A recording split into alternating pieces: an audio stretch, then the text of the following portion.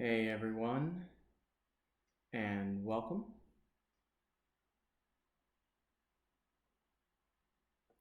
We're going to get started here in just a minute or two.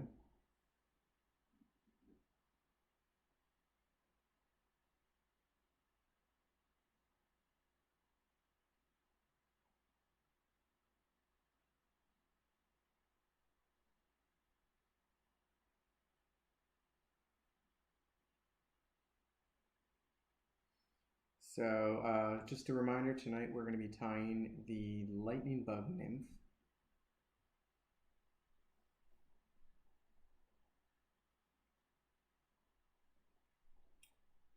And this is all part of our Brooky month. We're coming up towards the very end of when we can be fishing for them before they start going into their spawn. Then we'll be able to fish for them once they come out of it. So again, sometime within the next, I'd say 2 weeks or so, we're going to be expecting them to go into their spawn. Then, you know, we'll kind of leave them alone to let them work on making sure we've got, you know, the next population, and probably come back to them sometime around, maybe around Thanksgiving time frame. And then we can fish through them safely all through the winter. So, and even into the spring and very early summer, depending on how our temperatures are.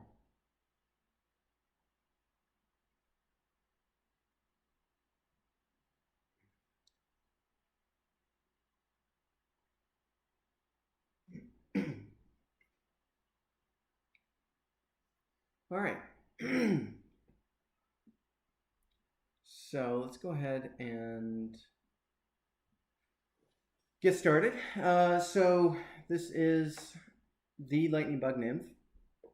Like I said, this is a really fun nymph pattern. This particular one that you guys can see right now is a size 12. We'll go through the materials here in just a minute. I happen to prefer to fish these in a size 16, but a size 12 is easier to learn on, and it is still actually very effective. So here's for reference, here's a size 16 next to the size 12, so a lot smaller. This one I tied with red thread to give it a nice little hot spot, and I also tied it in a nice green color. A little bit harder to see because of the way the light's reflecting off of. These are very shiny flies, great attractor patterns. So, yeah, there's going to be brookies are something that Jeff and I really enjoy fishing for. So, you know, just because we're finishing up Brookie month with this live stream does not mean that we're done with brookies for this year or in general. There'll be a lot more to come. So, all right, so let's get into the actual materials. Hey, Stu, see that you just joined.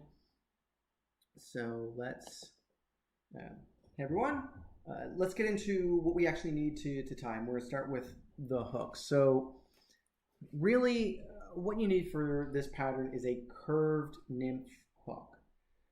We say nymph hook because what you're looking for is something that's going to have a little bit of a thicker wire, and one that makes it heavier. That's why it's not going to be a dry fly hook, because it's going to have a tendency to make the fly want to sink, and that's great because we want a heavy fly. And the other thing is it's going to make it a little bit more durable. So if it gets hung up in rocks or something like that, it's not going to bend out as easily as what a dry fly hook would. So, you know, it adds to the overall durability of the fly itself. So tonight we're going to be tying on a size 12, like I said.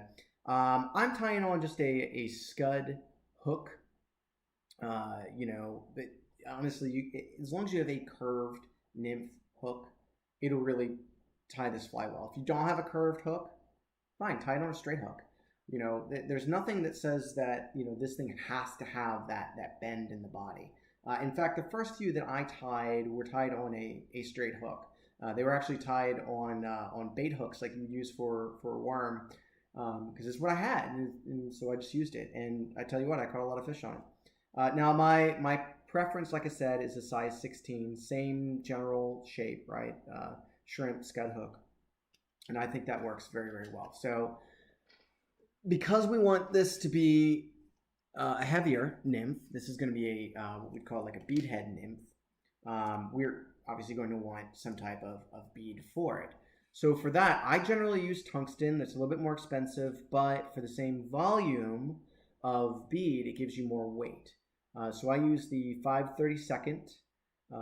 You could, I've tried it on a 1/8, and I know it's worked.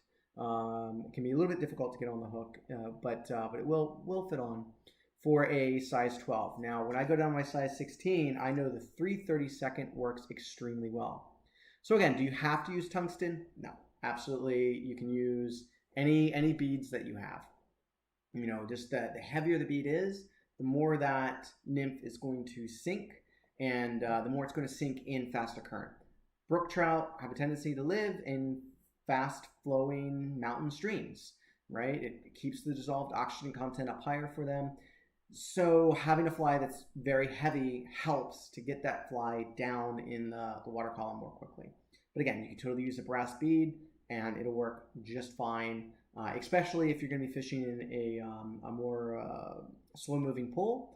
Then you'll have plenty of time for that nymph to get down in the water column, and it'll fish extremely well.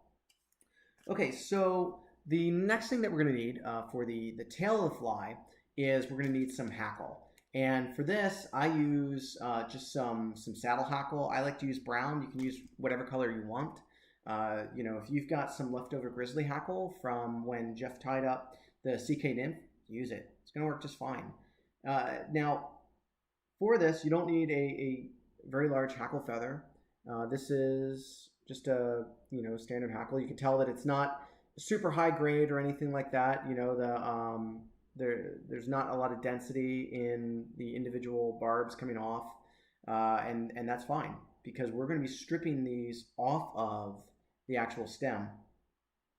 And so what I do to prepare the feather is just something like this. I take all of the fluff off the end. I just strip that away, and I am left with something that looks like this. And then I'll just go ahead and start stripping off of this. You can actually see down below, right there, where I've stripped off one for a fly already. And I'll just, this one feather will tie up, half dozen or a dozen flies, depending on the size that I'm tying. So, you're not going to go through a lot of flies. In fact, I bought this particular bag of brown Saddle Hackle about 4 years ago. Jeff would probably know when I tied it, because I asked, hey, I want to tie a Lightning Bug Nymph. And this is the original pack, and you can tell that it's still pretty full. And I've probably tied 50, 60, 70 of these. The other thing too is that this is a very durable nymph pattern. You can go out, as long as you don't hang up and lose them on a tree or on a rock, which is how I tend to lose all mine. You can fish it all day, and it won't break. And that's because we're going to do a couple things to make this fly as durable as possible. So the last part about this, other than thread, and I'm tying on a UTC 70, that's the important part, is the thinness. The color doesn't matter as much. I like tying in a wood duck because the collar of the fly, if it does show, it kind of blends in a little bit nicely. Sorry, there's two more pieces. So we have the main body of the fly, and that's going to be a flash. Now, the Lightning Bug Nymph, if you go into a fly shop, you look at the original pattern, it's going to be tied in a silver. So you can use a silver tinsel if you have it, or you can just use silver Flashaboo, just like this. And this works very well. You can also tie in whatever color that you want. Silver works very well for me, but it is not my favorite color. My favorite color is a green. For whatever reason, where I fish, I just noticed Stu's comment about the tree reference. Stu, I just lost one in a tree just about a half a week ago. So trust me, I am super guilty of hanging into trees. Don't feel bad if that's you as well.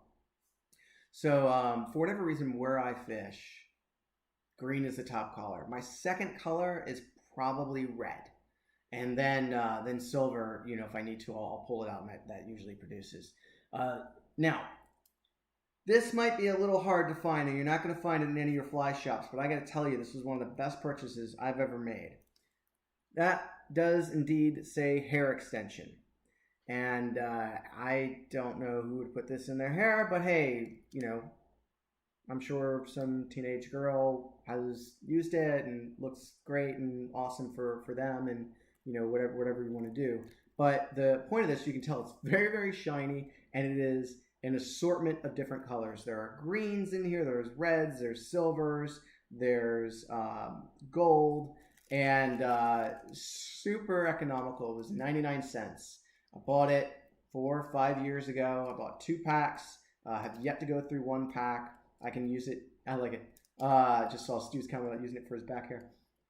And then I can use this for, I don't know, 1 strand will tie 2, 3, 4, 5 flies.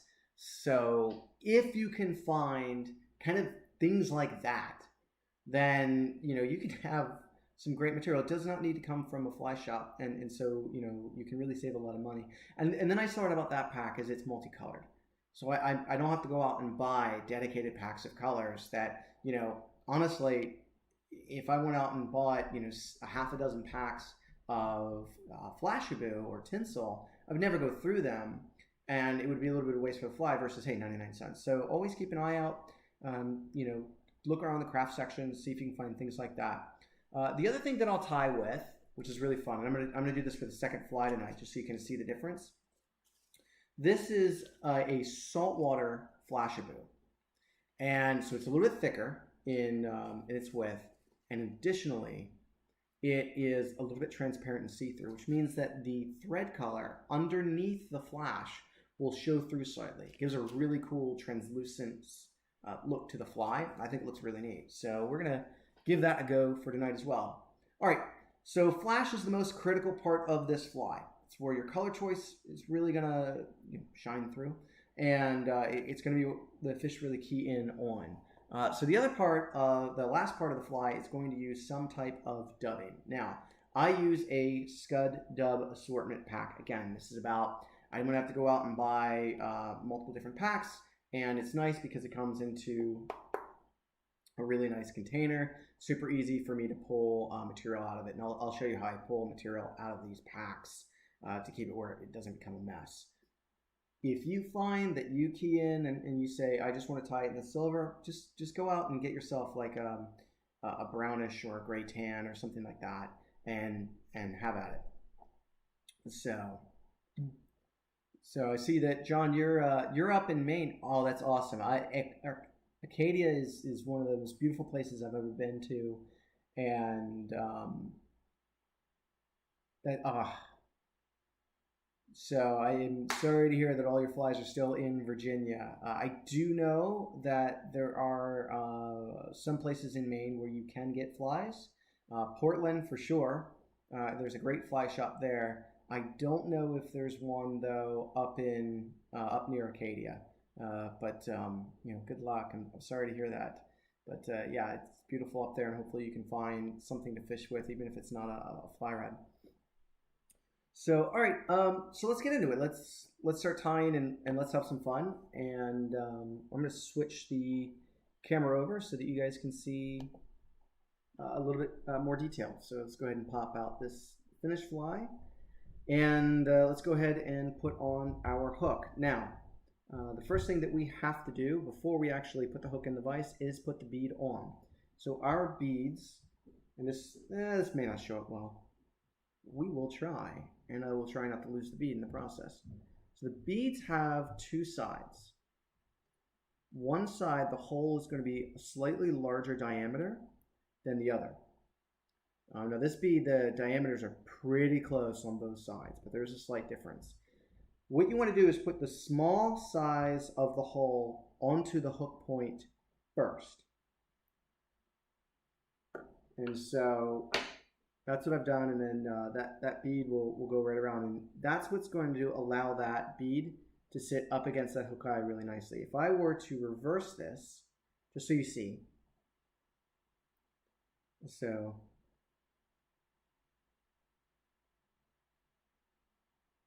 it's actually a lot harder to get this bead off the hook than it was to get it on. That's how I know I put it on correctly. Okay, there we go. Flip it around. You guys can't actually see what's going on, but that's all right. So I've now put it where the larger size haul went on first. Do you see how that's starting to kind of cover up the hook eye? Now on this bead, it's not as detrimental because again, these openings are pretty close. But if you see that, then you know, oops, I must have put the bead on backwards. That's why there's a slightly smaller hole on one side of the bead, and it's to get trapped against the eye of that hook. And this is another reason to start tying in the larger size. It's because you can see the beads a lot easier. You can see when it's been put on correctly. You see how that sits right up against that hook eye but doesn't crowd it. You know, that's what we want. It's a great way to learn. When you go to the smaller size, it becomes that much harder, that much more difficult to put on the bead. Eventually, what you can do is start using a pair of bead pliers if you're struggling to grab them. Now, this is not a pair of bead pliers. These are my debarb pliers. And if I squeeze too hard, this would shoot across the room and everyone would hear it go tink, tink, tink, tink, tink. So, you know, I'm just very, very careful with those. The other thing that you'll notice is that the eye of this hook is pointed down. So that bead wants to sit against the eye of that hook. That's a really nice tip, because if I sat this where this hook was more like this, as I'm tying, I'm going to be constantly fighting that bead. So when you're tying, the same thing for cone head, bead head, whatever, have that eye of that hook sit down a bit. We did this with that bunny leech that we tied the other week. And so, yeah, that really will help out. By the way, I did notice the comments about the new camera lens. I'm glad it's working out for you guys. You know, we appreciate feedback like that, always trying to make it so that things are easier for you guys to see. We want to tie, Jeff and I wanted to be able to tie the smaller flies for you guys. We knew it was going to be especially important as we got into our colder months. And so I think this will work. You know, this is size 12, and you know, if we wanted to, I think we can tie smaller. So we'll do some dry flies, things like that. Now that we know that we can tie these smaller flies, feel free to give Jeff and I some suggestions. Hey, I really want to see X, or I really want to see Y, and that way we can do that for you. You know, we had to start with the big streamers just because of technology limitations. All right, so we got our bead on our hook, we got our hook on our vise. We're gonna go ahead and start laying down our thread.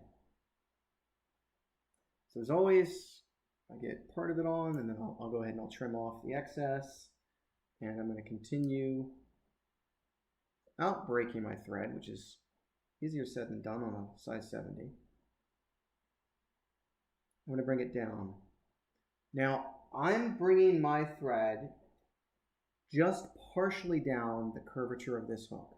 See, there's a slight curve, but it's not super curved, right? If I wanted to, because you know, some bugs, like they'll be completely shriveled up and almost like in a little curly-Q ball. If you want to make it look like that, you know, find a hook that has even more curvature, like an egg hook, or continue to tie down the back of the hook band. The choice is yours. Experiment, have fun. I found that this kind of profile looks great and fishes great. So now the next step is going to be to get some of our fibers, right? So here is, you can see just the end of our prepared piece of hackle. I'm just going to grab maybe a half a dozen fibers, right? So you can see I kind of parted it out. So thread through the bead. So Stu, you're asking if it's ever a good idea to run some thread through the bead. I'm going to let Jeff comment on that a little bit. I can't say that I have really tried that technique or used that. The main concern that I would have would be abrasion, because this bead is going to hit rocks and rub along, and I would be worried about that thread breaking and messing with the durability of the fly.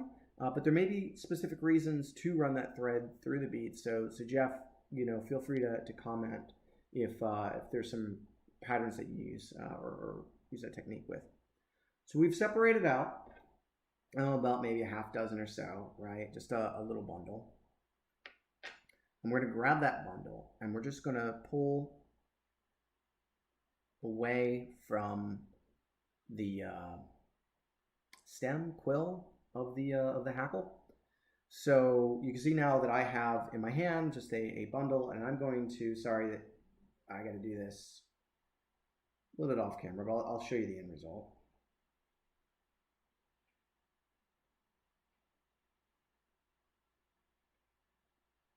Because I needed to flip them around so that now they're all together. And they're oriented where the tips are away from the fly. And what I'm looking for is about a fly length, right? You can see how it's about the same length as the bead and as the body that I've laid down with the thread. So it's going to about double the length of the fly. So I'm going to go ahead and I'm going to place that down, and I'm going to switch hands. So right now I have my right hand on. And when I switch to my left hand, it exposes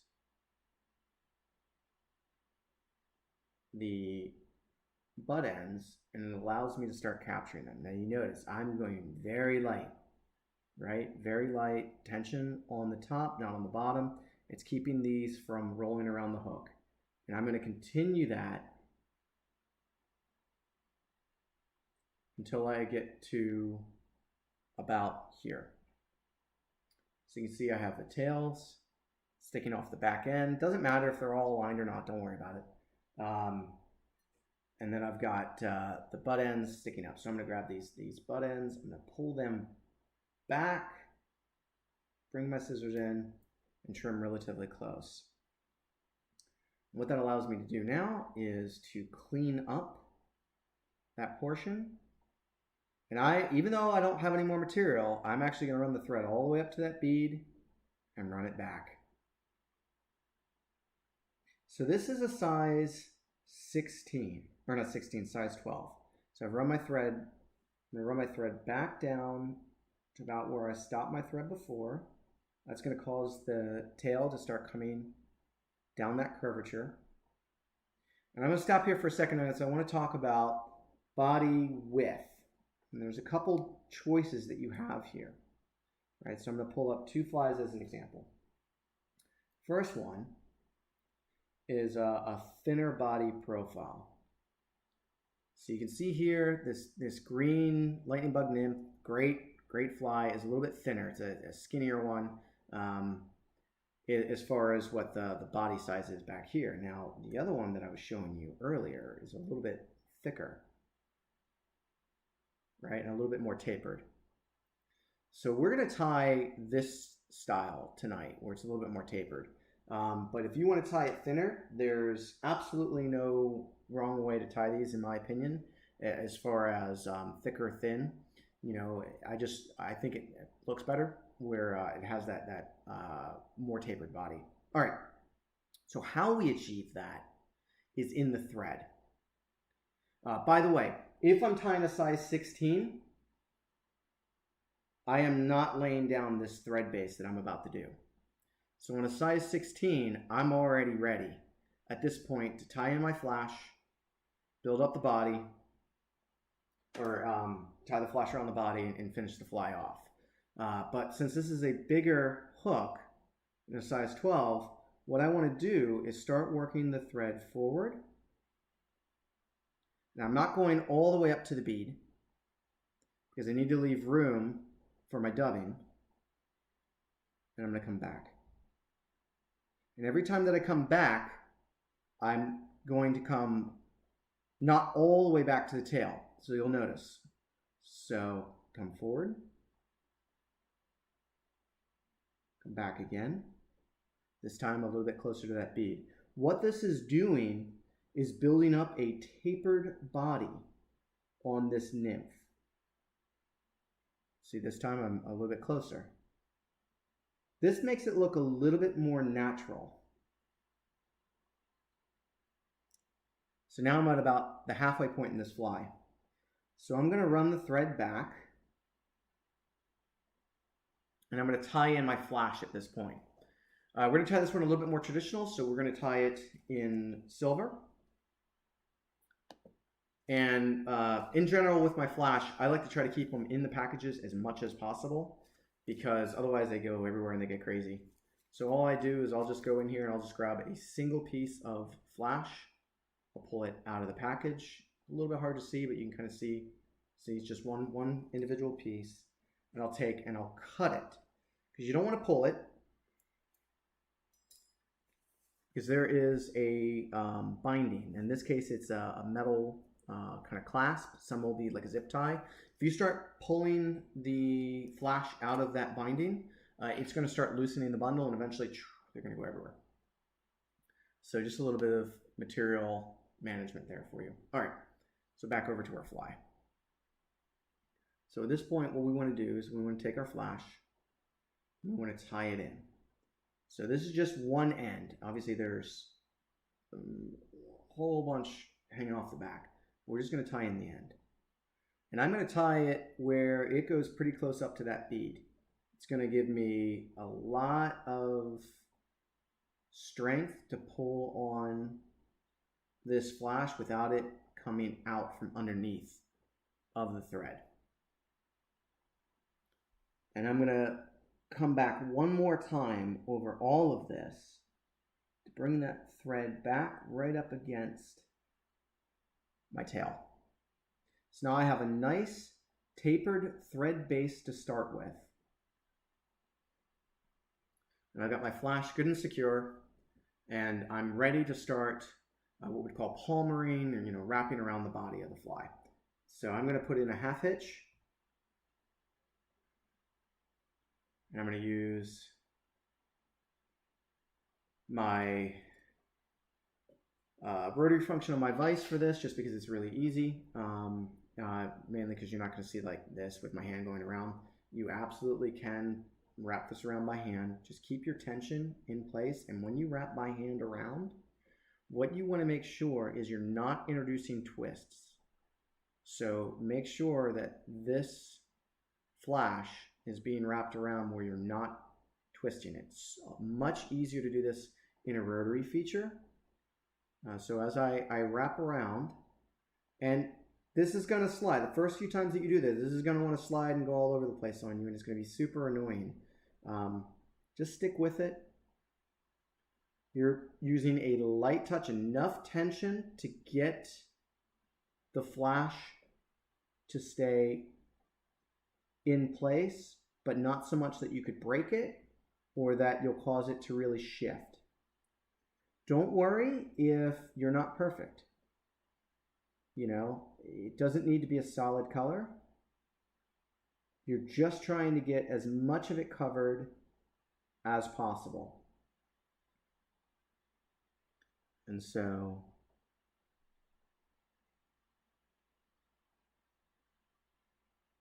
this is easier, by the way, the thicker your flash is. The thinner it is, the more difficult this step is.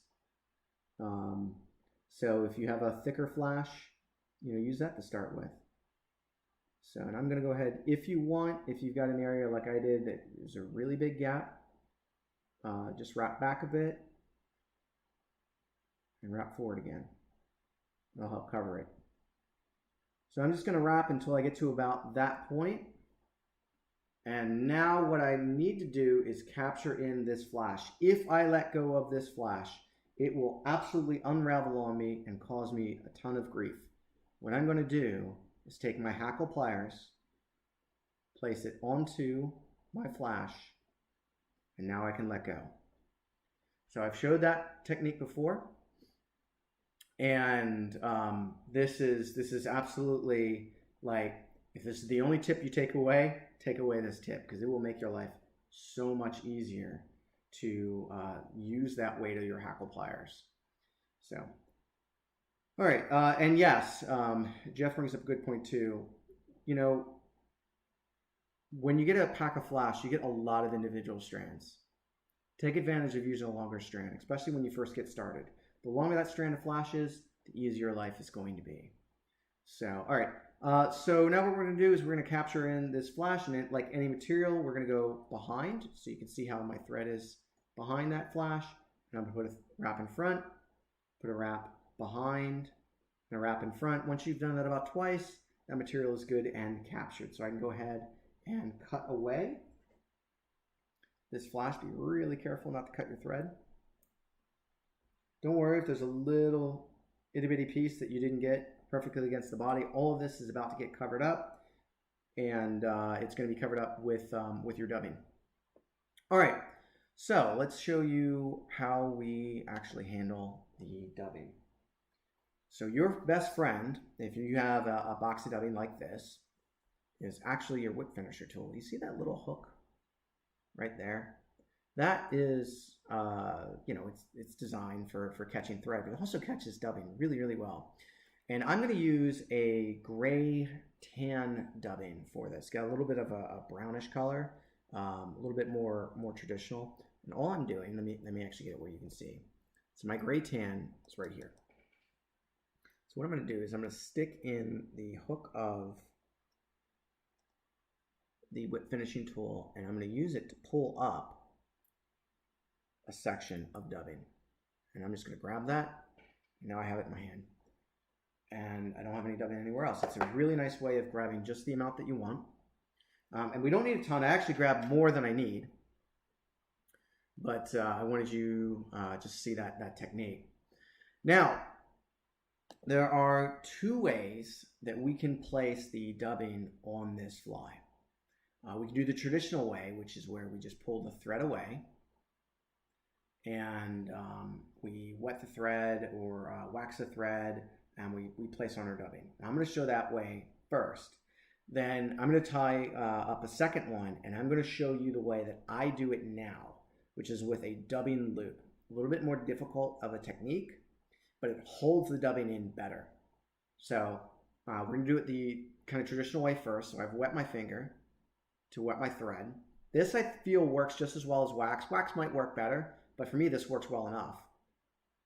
Then I can kind of place the dubbing around, and I'm going to work it by just kind of rolling. See how I'm rolling my fingers? I know it's a little hard to see because it's a little out of focus. You just kind of roll it into a dubbing noodle. Scud Dub is some coarse stuff, and it does not like to go into a dubbing noodle as well as some dry fly. But there you go. You can kind of see it's wrapped around the thread. And I'm going to go ahead and just start wrapping until it gets captured. And I'm going to put enough wraps in. See how it's starting to come loose on me? I'm going to grab it, pull it tight, twist it again. Put another wrap in, grab it, pull it tight, twist it. About 2 more wraps in. So that's got a pretty good collar. Now what I'll do is I'll go ahead and throw on a whip finish. 1, 2, 3. I like to do 2 whips on this because it's a nymph. 1, 2, 3. And I feel that's fairly well captured, and this is thin enough I can actually break my thread right off. You can cut it off too if you want. So at this point, the other thing that I like to do is tease out the fiber. So yes, this is a toothbrush. This is probably closer to a toothbrush than you want. Don't worry, that wasn't for my teeth. It's discolored because of a lot of fly tie materials and Sharpie marker that it's run across. So you know, and all I'm doing is just brushing out and teasing out some of these fibers, kind of really making this super buggy and crazy. Kind of want to see what's going to come out on this fly. And so now it's super gnarly and buggy, right? I'll actually come in with a pair of scissors and just start trimming it. It's because I don't want them that gnarly. I want it buggy, but not so buggy that it's like, basically I'm looking at it where it's a hook gap in length is what I'm going for. So now you can see that looks nice and buggy. It's going to give some movement in the water, but it's not so crazy that it's going to get everywhere. All right. So you could go out and fish this fly as it is, and it will fish, and it will do well. But after about maybe 2-3 fish, you'll notice that especially if you're using a weaker flash, like those hair extensions, they're actually really not strong at all. It'll start breaking. Once this flash breaks, it'll unravel, and the fly just won't be effective. If you want to make this fly absolutely bulletproof, take some high gloss head cement and apply it along 2 places. First, and you notice I only have a small bead of head cement on. You should place it right along that flash. You know, I usually put 2-3 applications on, but I'm only putting on a very, very small amount. I don't need to put a giant amount in. And this will really, one, it's going to make your flash that much shinier and reflective, which I think is great for attracting fish. And the other thing it's going to do is it'll soak in through the flash into that thread. It'll really make the body of this fly super, super tough. You notice I was really careful. I was trying not to put a ton of glue up onto or cement onto the actual dubbing. I want that to flow. So the other place that I'll put this is, again, I'll take just a little bit, small drop, and I will actually place it right at the top of the bead, because that's where it's likely to rub. And by doing that, that's going to secure my thread in. So this fly at this point will catch as many fish as I can put it in front of and that are willing to bite until I hang this thing into a tree or a rock. It's just not going to break. So John's asking if you can use UV epoxy. Absolutely. 100% can use a UV epoxy to do this. It does not need to be, by the way, I'm going to be rotating this fly as I talk. I like to rotate a fly with head cement on it so that that head cement, if it has a little bit of movement, is going to more evenly coat that body and not just, you know, have a big bubble. So, you know, for a minute or two, I like to just kind of rotate it around, and then I'll actually hang it. I will hang it on, you can't really see this, but the bobbin holder on my rotary vise, I'll hang it there. But, you know, lots of people will actually have like a rotary wheel that they'll put things on. So if you use UV epoxy, it works very, very well. But it's a little bit tacky. And so that tackiness I find a little bit less desirable. Now there's 2 ways to get rid of the tackiness. One, sit the fly out into the sun and the sun will cure it fully. The other option is to put a little bit of head cement on top of the UV epoxy, and then, you know, then it's super, super durable. But I feel like if I'm going to do that on a small fly like this, I might as well just use the head cement.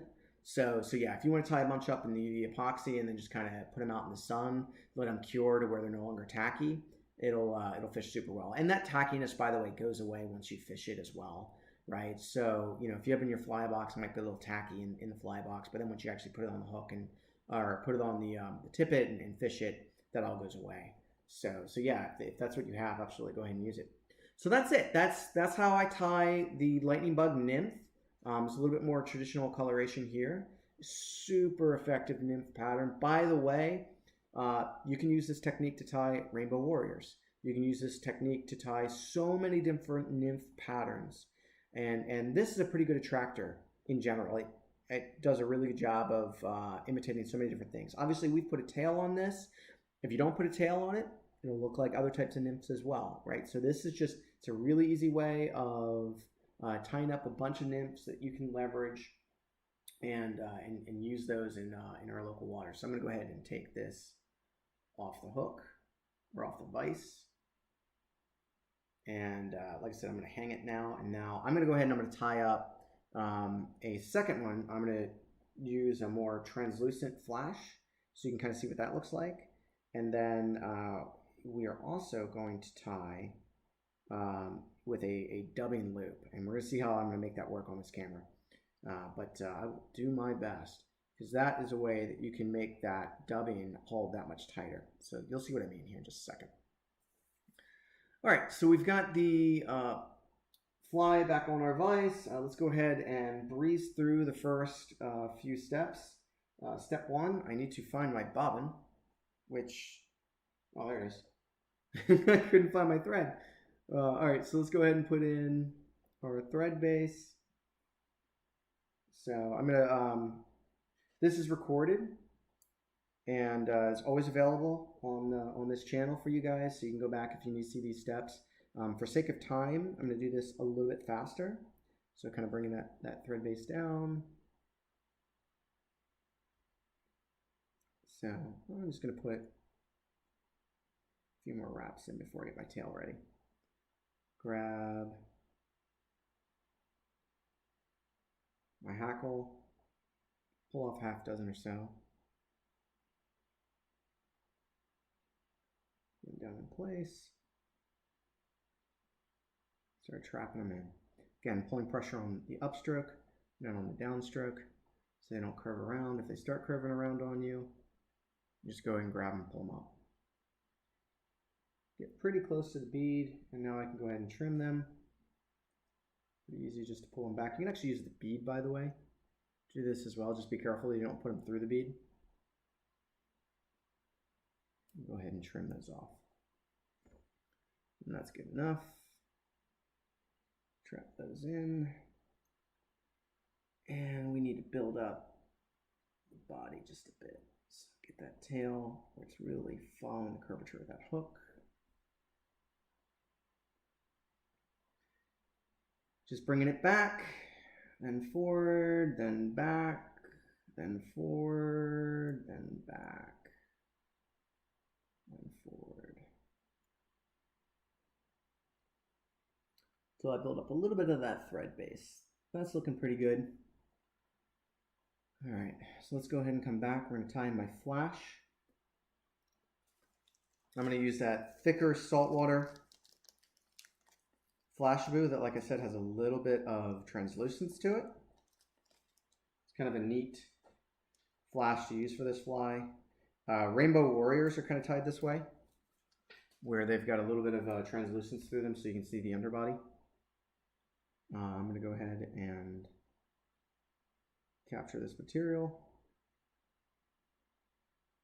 tie it in place.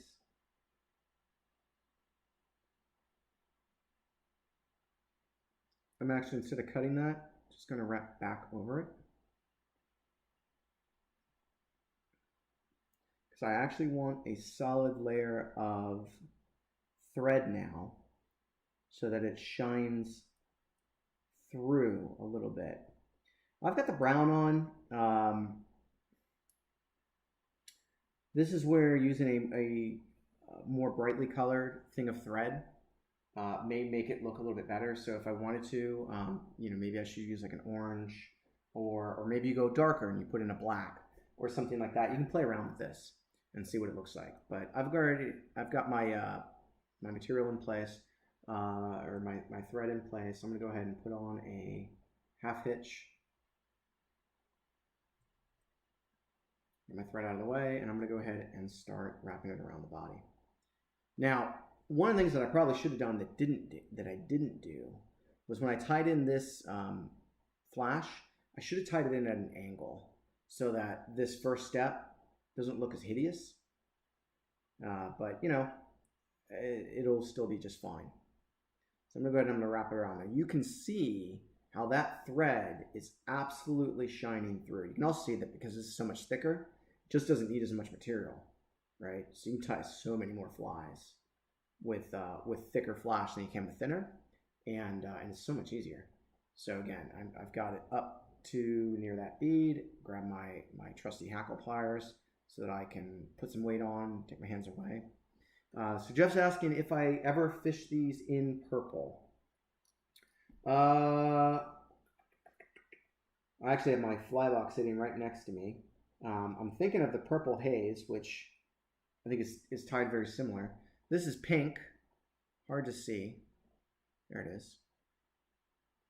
So not quite purple, but absolutely tie them in pink, and it works.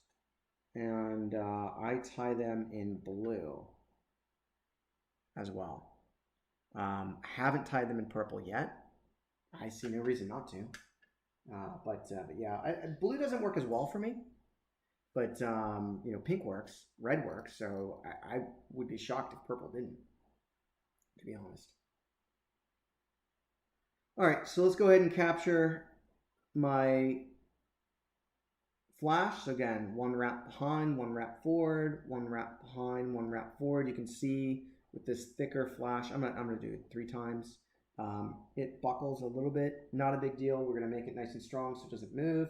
And we're gonna put in some dubbing. Now I'm taking my thread with my finger and I'm putting it out of the way so that I can come in with my scissors behind and actually trim away this flash. And it's because it's so thick, I just nicked the edge of it and it will tear away. And I don't accidentally cut my thread that way. So John, you're asking if chartreuse works. So chartreuse or green is my #1 color, period, with these nymphs. That is what I'm putting on my fly rod if I'm putting on a nymph first. It is my most productive color, bar none. And it's the one that I always have the least amount in my box because I lose it the most because I'm always hanging them up in trees. So yes, absolutely try tying these in chartreuse. Fish love them in our area. All right, so we're going to tie a dubbing loop. And the way this works, I'm going to show you up close first, is I'm going to take my thread. See how I'm putting a loop over it? So I want you to see this up close, and I'm going to show you a wide angle. So the way this works is I've actually grabbed the thread with my finger. You can see that just in the background here. I've got the thread with my finger. Bring it back up, and then put several wraps around that hook. So I'm going to switch the angles so you guys can see. This is going to result in a little bit of wonkiness, trust me. But just bear with me here because I want you guys to see this technique. All right. So fly's right here. Take my thumb, put it over top my thread. So you can see I've got maybe about 2-3 inches at most of a loop. And I'm going to put that back around, right? So I'm just putting, maybe a half dozen wraps. Enough so that this loop that's now on my finger is a little bit harder to see. That is now where I can let go of it. The fly is not going to come undone. What this allows me to do is to separate out these loops and to place dubbing inside of them. And then I'm going to go ahead and I'm going to spin the dubbing in place. So I'm going to show you what that looks like. And the tool that I'm going to be using looks like this. They make specific dubbing spinners. I don't like them. It's my preference. I like this dubbing hook because it's going to allow me a little bit more control, I feel, in spinning up this fly. So for this one, I'm going to use a, what color am I? I'm going to use an olive, kind of keep with the green theme. So again, put it in the box, just pull out a little bit of my dubbing that I need, allows me to grab just what I want. And now I'm going to go ahead and I'm going to place this inside. So I'm going to show you the technique first, and then I'm going to switch back over to the better lens so you guys can see more closely. So I'm just I got this pinch, I have this loop, and I'm going to go ahead and I'm going to place it inside, and then I'm going to start spinning this dubbing loop to put twist in it, okay? So I'm taking this amount of dubbing, putting it in between the 2 pieces of thread that I just created, taking my tool and spinning it in order to wrap that around. So everyone give me just a minute. I typically do not pull the device away from a focal point. We're going to slide this right back in place. Oh, look at that. I'm claiming victory. It's not quite in focus, but you know what? That's not bad. All right, so you can see here, it's a little hard to see because of depth of field. There are 2 strands of thread. That's what I've created, that actual loop. I'm going to separate out these 2 strands and place that wisp of dubbing in between, right? So the dubbing is in between the strands. I'm going to hold it off to the side like this. I'm going to start twisting that tool, and you're going to notice that this dubbing is going to start to spin. It takes a lot of twists. There's a specific tool that you actually will hit with your finger and you'll spin it and then it'll like zzz right around, and it's faster, but I like the slow controlled motion that I can get with this dubbing hook, just my preference. So you can see how that's starting to spin? See how the thread here is closed up? So this dubbing is now trapped in between these two strands of thread. It allows it to be a lot buggier. This is like what we'd call like a dubbing brush. Obviously we call it a dubbing loop. You can mix materials. So let's say you got two different dubbing colors that you want to mix in together. This is a great way to do it. This is a technique that's super effective for bigger streamers. It's a technique that I haven't been doing yet for my smallmouth Dorito fly. This, by the way, is a couple of them in progress, but I could to make it even better. And so now that I have that in place, I can go ahead and wrap this around my fly, right?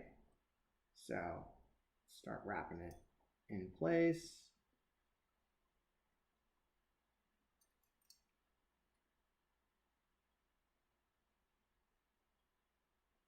And all I'm going to wrap is enough to get where my dub is in place. So you can see here, I still have thread, goes onto that hook, but there's no reason to keep wrapping it around because I've now put on all of that dubbing. So I'm going to do wrap behind, wrap in front, wrap behind, wrap in front, wrap behind, wrap in front, just like I would do with any other material, and I can cut this thread off from my dubbing loop. So I hope that made sense to everyone. It's a little bit more of an advanced technique.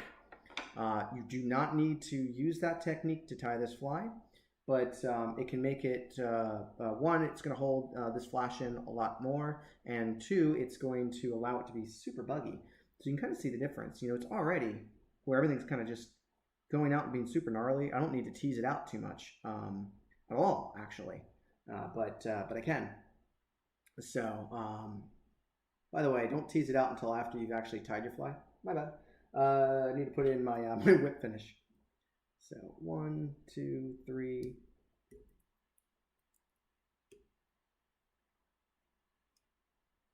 One, two, three. So the other question that you had asked, John, or you were asking in general, do chartreuse nymphs work this small? Size 16. This is a size 12. Size 16 is my typical one, and I use chartreuse as my number one. So yeah, tie them as small as you want. If you want to tie a size 18, I know it'll work. I just don't like fishing with flies too terribly small. So I'll go ahead and I'll cut my thread off. All right, and I'll tease those fibers back out. By the way, if you want, so I like to trim it where the collar's up here, but if you just push those fibers back, you get kind of a casing.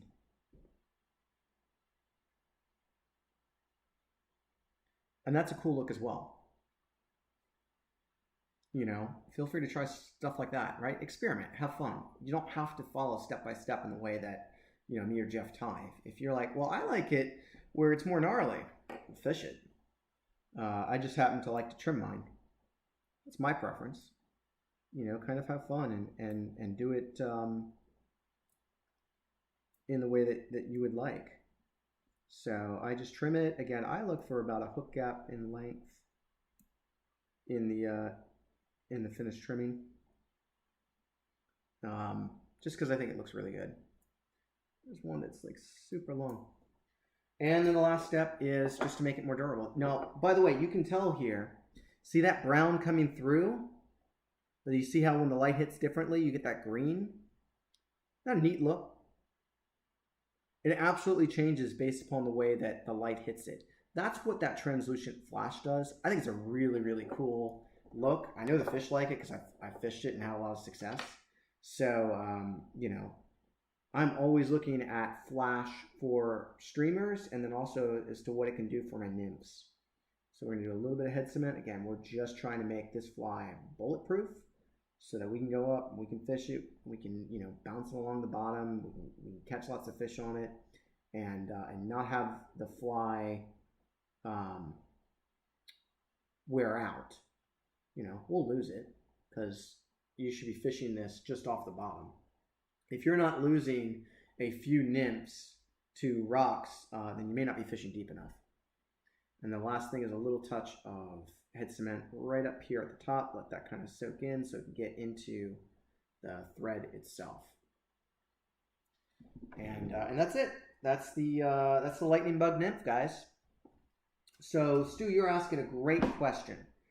Do I throw these under a dry fly or a strike indicator or just by itself? All three. Totally depends on how I'm fishing. So if I'm going to tight line nymph, I don't do it too terribly often because I'm not very good at it. But if I'm going to tight line nymph, then yes, absolutely, I will just tie it by itself. I would say 80 to 90% of the time, my indicator has a hook, meaning that I'm doing what's known as a dry dropper. So I've got a dry fly on top and have tied this fly in just below it. By the way, Jeff just put up a great link on our YouTube page for how you tie in a dry dropper. And in the wintertime, when it's really cold and they're not really hitting on the surface, I will throw an indicator on, and I'll run more than one nymph. So I may have a size 16 in one color. Maybe I'll do a red size 16, and then I'll have and that'll be at the bottom, and then I'll have the maybe a size 12 above it. So you can run multiple nymphs underneath an indicator. So yeah, I totally fish it multiple ways and have a lot of success. So yeah, I hope you guys give this one a shot. You know, tying these smaller flies can be a little bit of a challenge. I'll admit that, but they also, I mean, they're my skunk busters. If I'm out fishing and they're just not biting, I'll throw on a little size 16 Lightning Bug Nymph, and I'm going to catch something. I don't know what I'm going to catch, but I'm going to catch something. You know, 9 times out of 10, it's going to be a little creek chub or a fall fish or, some type of dace or something like that. But I equally just as much of a chance to catch brook trout. In fact, there are times that I've been out that the only thing that brook trout are hitting are nymphs. They're not hitting the dries. And so, you know, it just makes sense just to be fishing the lightning bug nymphs or other types of nymphs like a CK nymph. And it works very, very well. The reason why I like the lightning bug nymph is it is an attractor pattern. Same thing as a CK nymph, right? So brook trout are opportunistic. They're going to be searching for food, and they don't have a lot of time to be picky because they're living in pocket water in these high mountain streams that are flowing very quickly. So they're going to get only a split second to make a decision to say, yes, I want to eat that, or no, I don't want to eat that. So something that's flashy is going to make it easier for them to see. And as long as it's the right general color, right general size of what they're keyed in on loosely, they'll hit it. And so, you know, attractor patterns to me are more effective for brook trout, my preference. Other people really like to more closely match the hatch, or they'll know, oh, okay, there is this particular event going on, and they'll have something that more closely represents that. When you get to more still water, so let's say you're fishing in the South River for brown trout, rainbow trout, things like that.